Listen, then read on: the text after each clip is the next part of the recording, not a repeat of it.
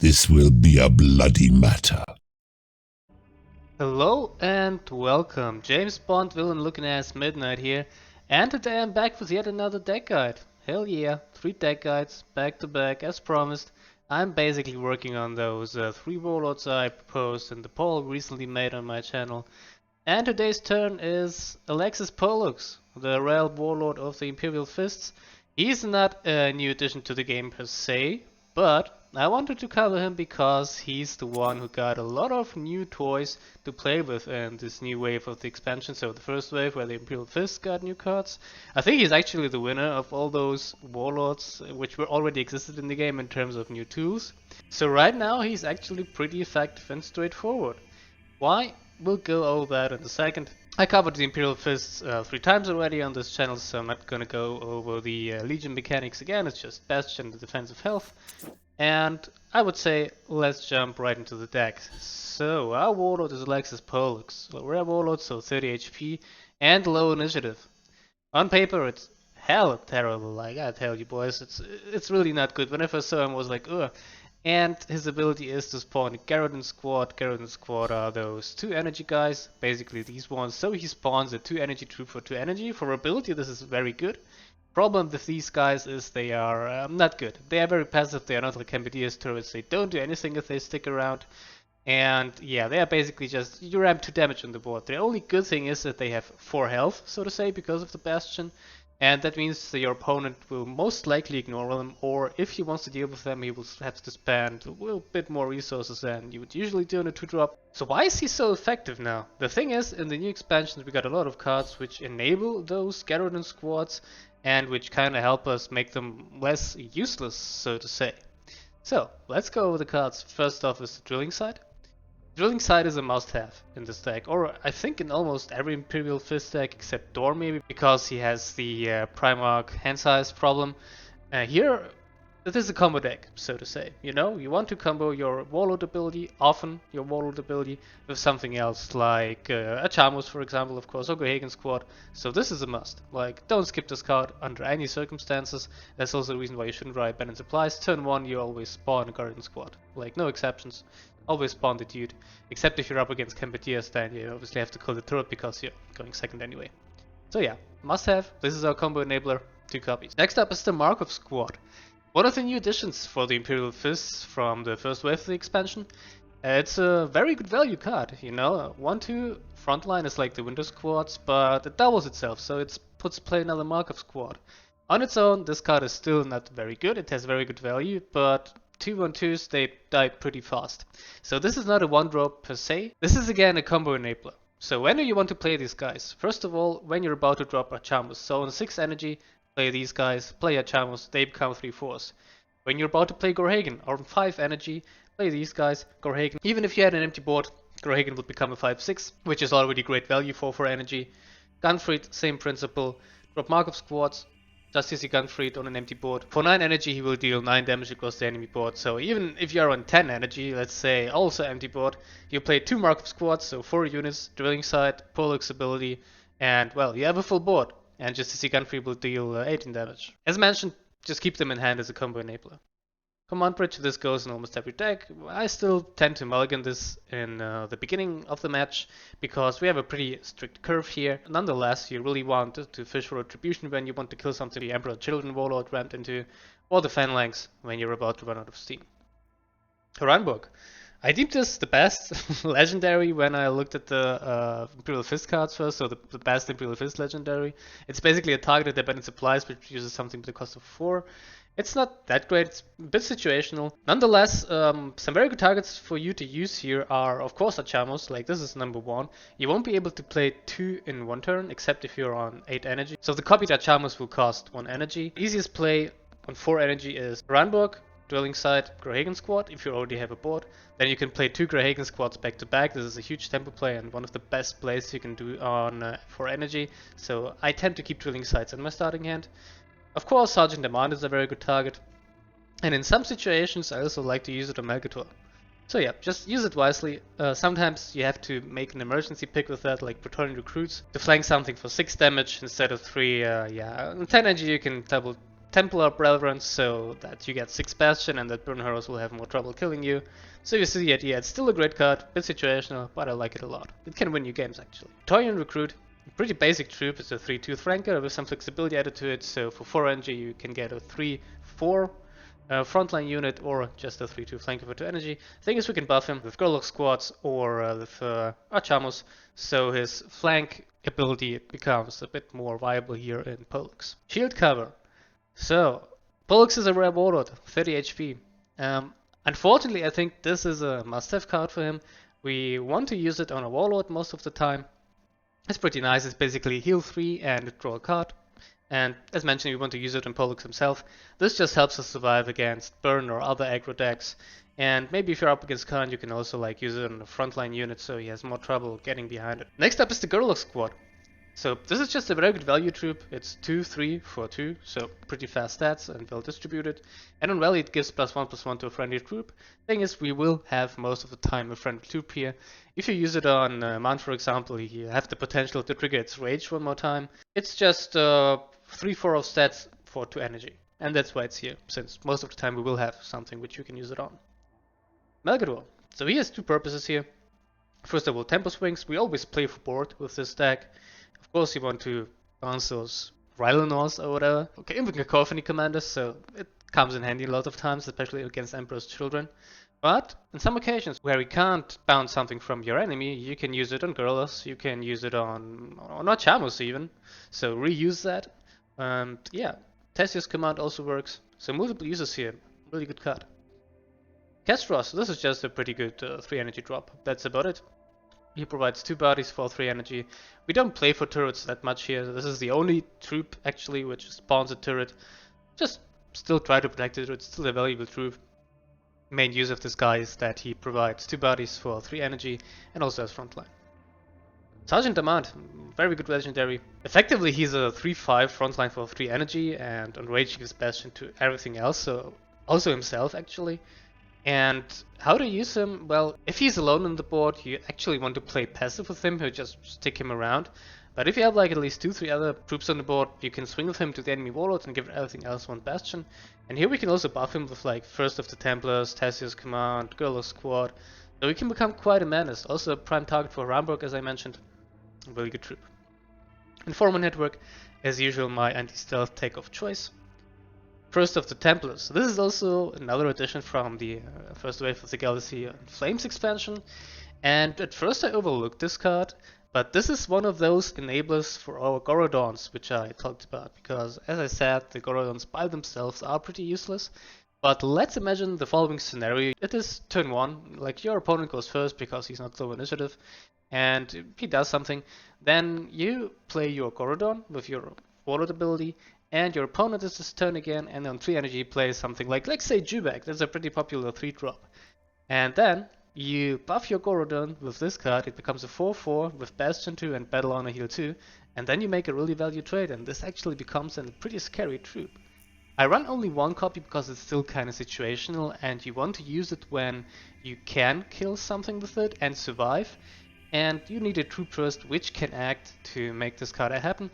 I was running 2 copies of this first, but I discovered that it actually bricked my hand sometimes. Still a very good addition and one of the first enablers for our Gorodon spawns. Theseus Command. So this is basically Girl Squad on steroids. This is just a more expensive and better statted version of it, which also gives frontline to the starters. This can buff any troop, but we are running mostly only as starters anyway. So this is another Girl Squad enabler. Suddenly the 2-2 useless dude which stands around doing nothing becomes a 3-5 frontline, and your opponent has to get past him first, you know. A really good card. Was a great addition. Polux loves it. Gorhagen, as mentioned, this is more or less our big dude. It's not a 4-drop per se, and a prime target for Roundbrook because it's 4 energy, and it's basically maximum value here with the cost reduction. Try to drop him when you have at least 2 other units on the board, so that it becomes at least a 5-6. Because this is the stat line which is more worth than 4 energy. If you have only 1 troop, he will be a 4-5, which is fair for 4 energy, but we want to make this card unfair, that's why it's here. Archamos, kind of a key card. I really like the face of this dude. He looks pretty smug, you know. Like an old dude, and he's like, yeah, I buff stuff, I win games. And he does indeed, because, well, he also is a Garrett enabler and a game winner. Use him wisely. You have only one copy, of course, because he's a legendary. But if you have like at least 2 other starters on the field, just go for it. If you can prem with Roundbook, even better. Castrack, yeah, he's in here. Imperial Fists are collabing with Coronate Demons. But this dude can sometimes win you games. Like, if you can kill off your own stuff, like the Gordon squads, and you have a bunch of, I don't know, Markov squads on the field, you can like suicide the Markov squads, suicide the Garrison squads, and you played something else in the meantime. And he buffs all the stuff you played to insane dimensions, and then you just win the game. He already did. I'm running only one copy because he also is kind of awkward to drop. And we actually want to keep our board around as long as possible. We are still playing more or less passive.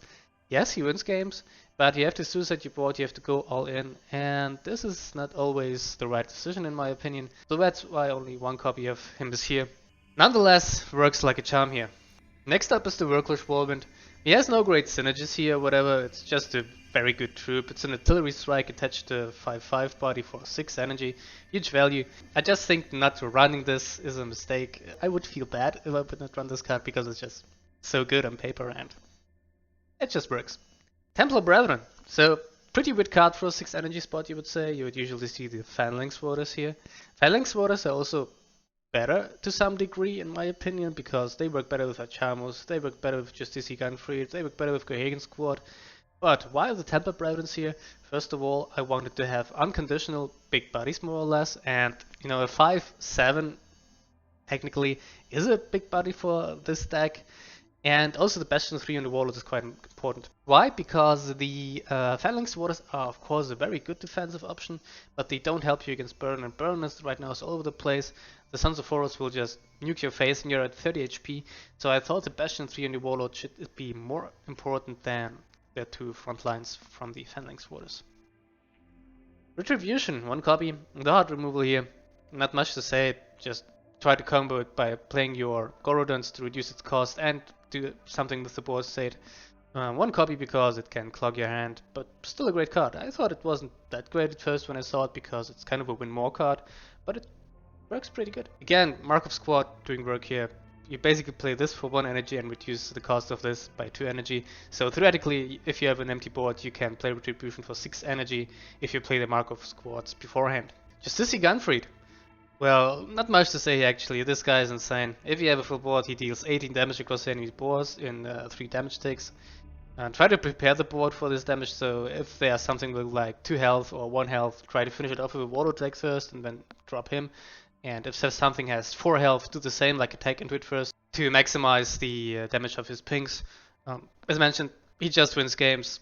I see no reason not to run him. And at last, but not least, the Phalanx, the legendary ship of the Imperial Fist. This time it doesn't do damage like the other legendary ships. It just draws us 4 cards and gives us Bastion 4 and refills 4. It's like a bit of like hold it all cost. Just actually better now in my opinion. You can only play it on 8, but it's quite a good panic button. Bastion 4 for your Warlord technically only costs 4 energy. You can just play it until you have 8 energy, and draw 4 cards is of course insane. So pretty good tool to refill your hand. And if you're about to run out of steam, this is the card to play. Alright, so that's the deck. This is like mid-range combo oriented. And as usual, I got some more cards which you can put in this deck if you don't agree with me on some of my card choices, or if you're missing some of these cards. So first of all, Sons of Dawn, the mission. So what's the problem with this card in Polux? It works. You can put it in and you will complete it eventually. The thing is, if you complete it, by the point you have completed it, you are quite certain to have won the game anyway already, and the reward, it rewards you for playing even longer than. It's like this Mount Pharos effect. Yeah, the win more aspect is one thing, and the other thing is that it fucks up your curve. You want to play 2, 3, 4, you want to use all these troops you have here in the deck on curve, and the thing is, Sons of Dawn costs 1 energy. It's not like the Iron Warriors mission, it doesn't cost 0, so it will fuck up your curve. That's why I don't run it. Next up are the crossbar squads. So this is a 3-4 with frontline, which stuns everything which attacks it. So it doesn't have to be destroyed or something. Everything which attacks it, troops which have sneak attack or terror, they get stunned. It doesn't have to get damaged by the Gordon squad when it gets attacked. It's a pretty good troop, it just didn't quite make it because the stats are pushed. Sure, the effect is cool, but the stun thing is better in turret builds in my opinion.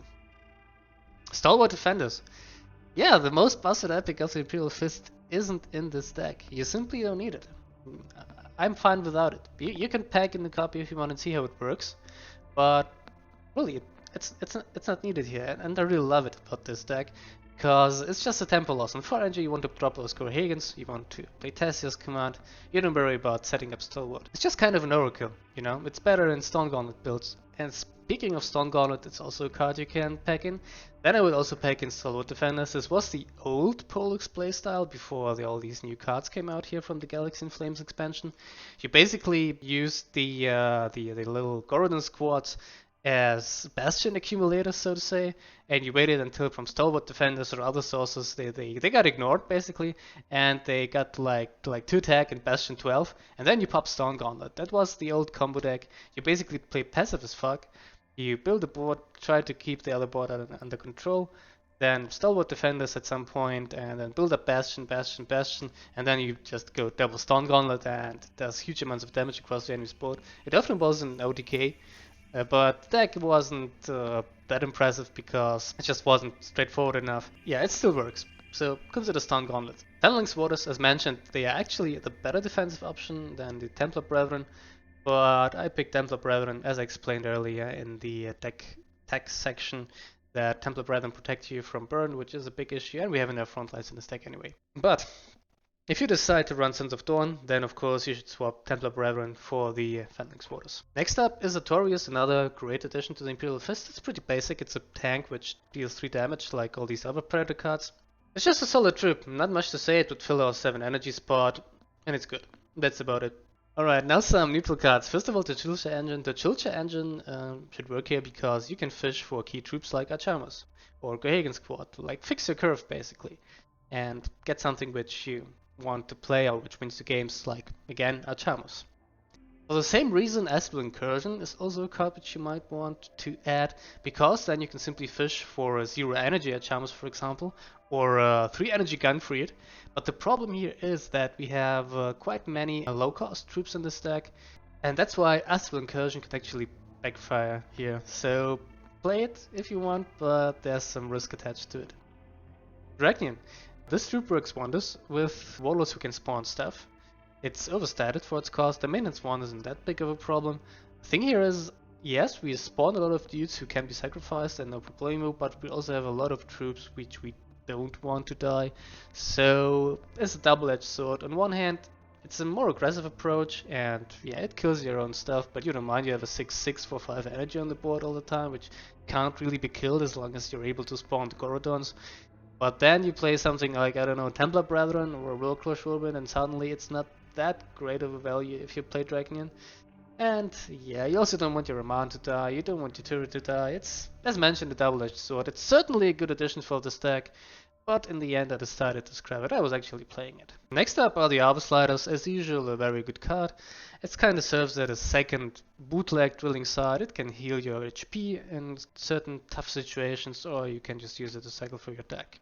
Then, Crucial Choice. Crucial Choice, still relevant in this meta in my opinion. We don't have a big nuke finisher, so we might want to fish for that with Crucial Choice. The other options though, they are not that great in my opinion. You can also get missions from Crucial Choice now, so maybe if you get a like the Sons of Ultramar mission from in Polux, it will be amazing. You will complete it in a couple turns, and then you will also spawn these Essential squads additionally to your usual other stuff. It's still RNG dependent, it fucks up our curves, so kind of a risky play.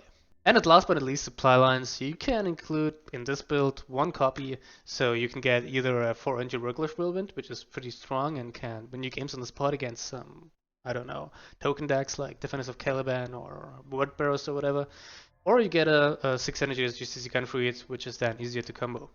That's about it. Alright, so these were the cards which you might want to add if you, as mentioned, don't agree with me on some of my card choices or if you're missing something. And it's time for letter. Oh, it's time for a free trade first. Got an epic recently from a free trade, so it's not always not worth it. So currently I'm rank 15 with this deck. It works quite good. It could go better. Like, I don't know, for top 10, difficult, but top 50 certainly. Let's jump into the ladder. Let's hope I don't get too many Qin Xas. Although Qin Xa is actually not a bad matchup if he doesn't run Fateful Clash. And let's go, I'd say. Saul. Oof. Let's just hope that he doesn't get a perfect hand. I'm gonna keep first of the Templars.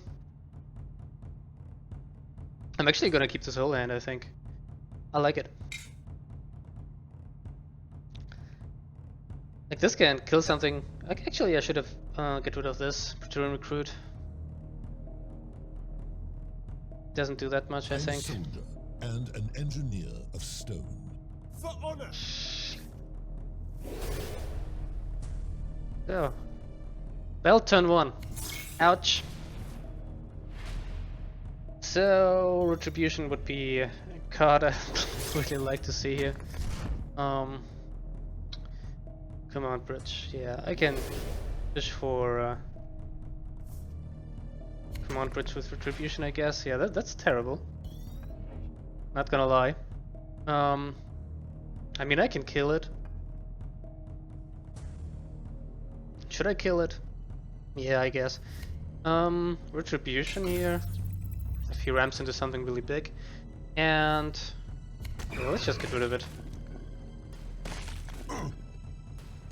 Melgator would have been great, but maybe he will play something like Rylanor.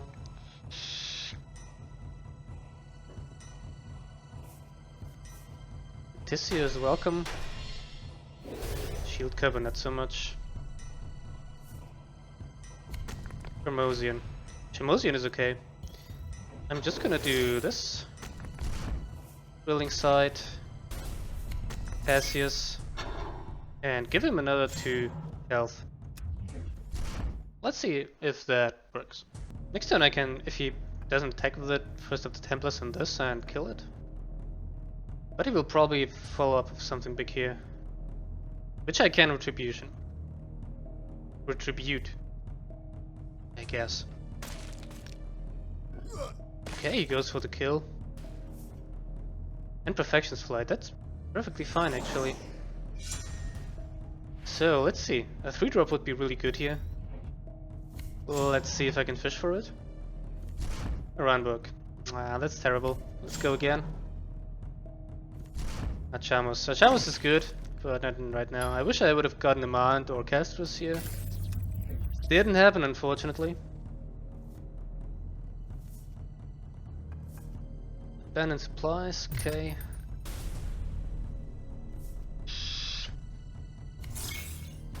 Now the belt's also okay. He hits a void engagement, alright. He actually plays void engagements for perfection or what? And he hits both, come on! Okay, at least it's also that turn for him. He got rid of all of my bastions here, but whatever.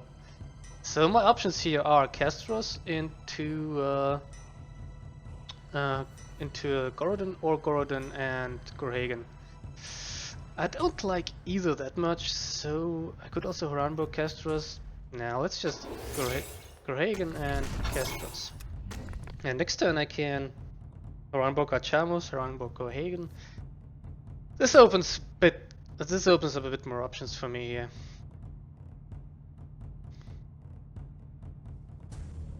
Castros coming 1 turn late.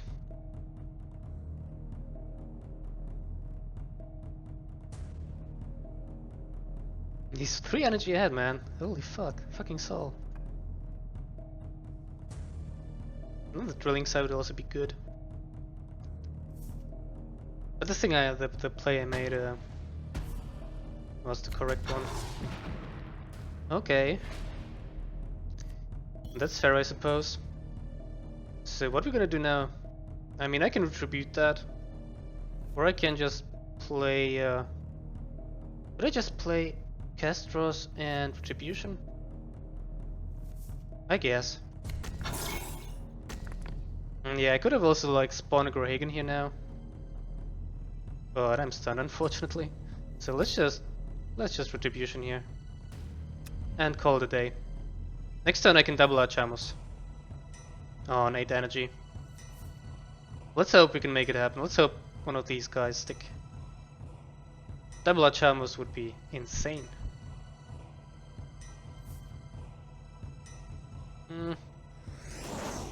Kills the first one. I can still... yeah. He kills all of them. Pretty bad. And probably kills the turret here as well. But I can double Draegher next turn after we're done. This here is perfectly fine. Alright. Oh, come on! Okay, that's still not a problem, I think. Right? Let's do this. And Achamos. We can't replay him right now. But next turn I got a pretty nasty play again. If he can't clear this, or if he, I don't know, doesn't play another Hammer of Justice or something. Markov's was a great top deck. Alright, buddy. Are you stunned by this play? Come on, dude. Speeder into another tank.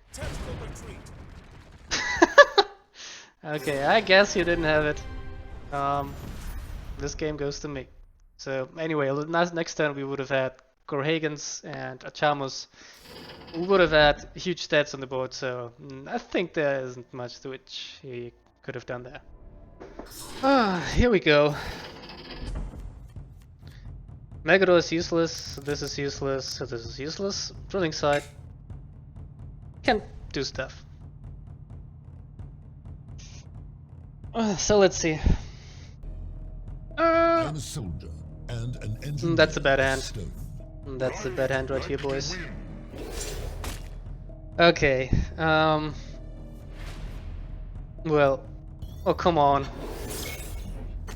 What the fuck?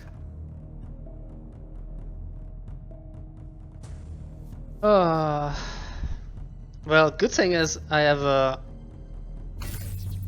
high chance of doing good stuff. They always have the same fucking openers. It's fucking disgusting, man. Anyway, Draeghers. Draeghers are good. I can... Let's play the... Should I play Markov's already? To make a really big Draegher. Like, he can kill... Yeah, I think I'm gonna do it. I think I'm gonna do it. Just for the Draeghers next turn. Like, kind of a preparation.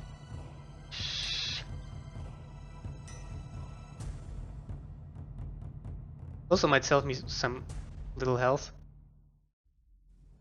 We will see. Certainly really not a good opener, that's completely fine.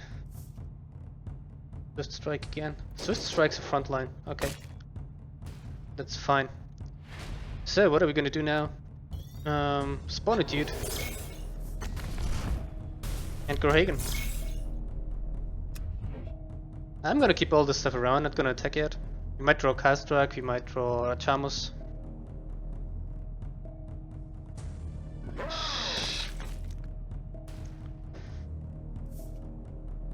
How would I sacrifice? Well, at least this does a shit ton of damage to him. And I have Phalanx, so... Oh! Amon is a great draw. I imagine I can redraw all the zero cost troops with Phalanx, and how would I sacrifice, man? Holy crap. That's a card I certainly didn't expect. That's also something I don't see at all, man. Is he playing OTK? No way he doesn't do it, right? Okay, let's play the Templar Brethren here. And keep it passive. I can put Frontline on the Templar Brethren next turn. Or not. It's me. Not too happy about that. I use a zero energy Gordon squad. I'm actually gonna keep it. I'm gonna keep it for a Gunfleet combo. So let's play you. And put Frontline on you. And call it a day. Next turn I'm gonna Phalanx instead of Gunfleet. Except if I have lethal.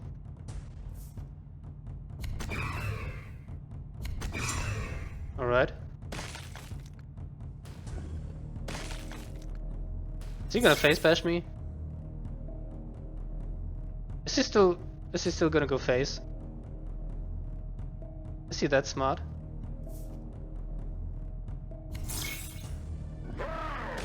Okay.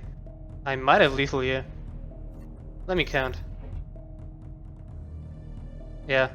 So that's 8. Right, that's 8. And Gunfleet does... It's not quite lethal yet. Is it? If I play this, then Gunfleet does 12 damage. 12 plus 8, it is lethal. Well... Qin Xa. Thank God he was smart enough to face bash me. Get lost, man.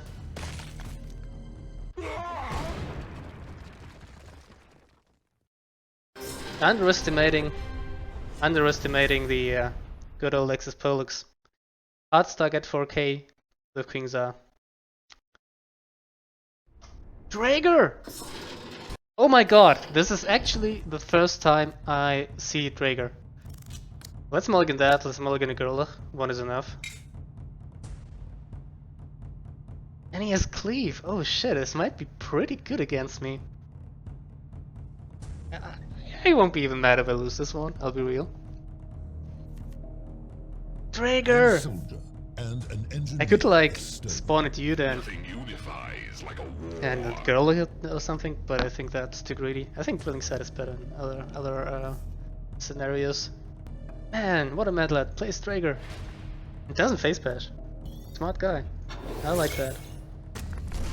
So let's play it nice and safe for now. Okay. Let's spawn another one. Should I attack? Let's attack. I don't want to cleave him again for value, so let's attack. I'm not quite sure how to play against this guy yet. But that's a good thing about him, you know. Okay.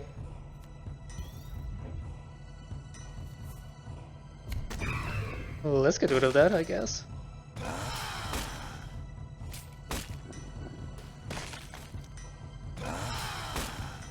I should have spawned a dude first before I attacked the second time, so that he gets bastion damage and not me.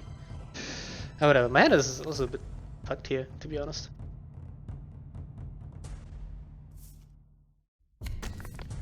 Oh, fuck. Yeah, that's a problem.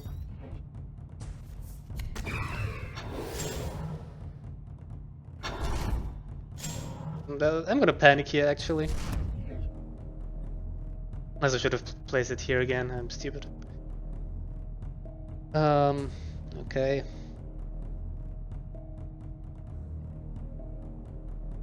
I got all the buffs in hand and no...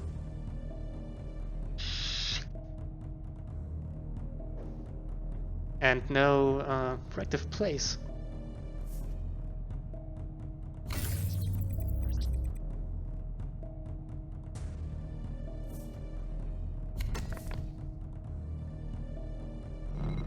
That's fine.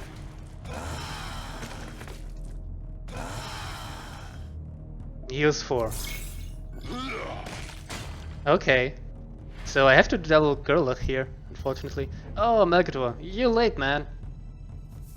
So we get rid of that. And I don't want to Mercator that, I don't think it's worth it. You want a couple turns late, Mercator mate.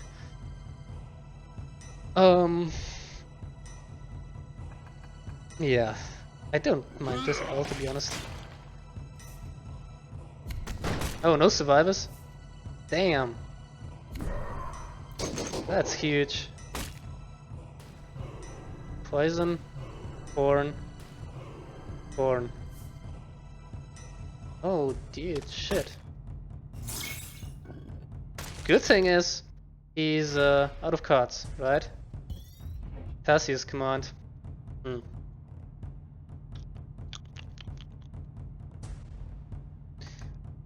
So what are we gonna do here?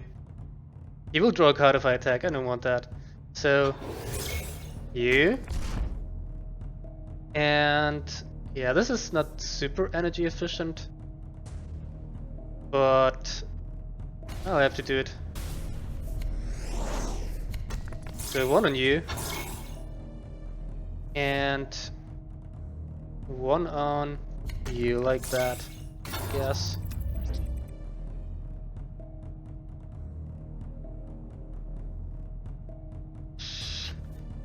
Still have shield covers.